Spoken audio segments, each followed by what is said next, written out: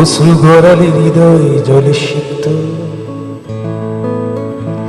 কত প্রদীপ শিখা জ্বালালে জীবন আলোয় উদ্দীপ্ত, কত ব্যথা বুকে চাপালে তাকে বলি আমি ধৈর্য।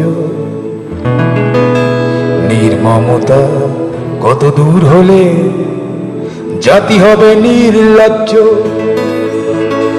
আমি চিৎকার করে কাঁদিতে চাহিয়া করিতে পারিনি চিৎকার।